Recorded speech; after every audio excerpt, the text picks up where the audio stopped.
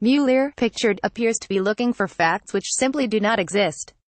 As Special Counsel Robert Mueller rattles every bush in sight trying to find anyone who may be able to produce some shred of evidence linking Russia to Trump, there has been none. His latest target has been found. The Wall Street Journal has just published an article showing that Mueller has asked a data firm in the fall to turn over the emails of any Cambridge Analytica employees who worked on the Trump campaign. The campaign data operations are said to be what Mueller is not interested in. In yet another hint at Trump's honesty, the firm complied with the request without question. These emails have already been given the House Intelligence Committee, so the information that they hold isn't in question. By contrast, let us remember how much obfuscation still exists regarding hard drives that have been requested for various investigations into the DNC and other wily Democrats. Cambridge Analytica chief executive Alexander Nix was even interviewed via video conference, according to reports.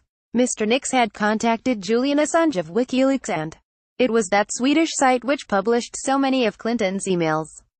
It is known that Cambridge Analytica provided data, polling and research services to the campaign, and that Mr. Nix met Steve Bannon in mid-May last year, thanks to corruption and lies spewed out by the DNC crafted dossier that fabricated facts and used an ex-British spy to do it. Many people already think that Donald Trump had connections to Russia. However, there has not been one shred of evidence to point to such a scenario.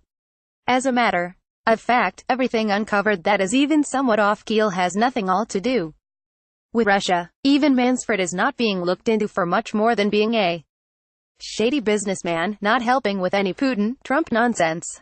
Mr. Nix, pictured, has spoken to WikiLeaks founder Julian Assange. Likewise, General Michael Flynn may well have abused his post for self-gain.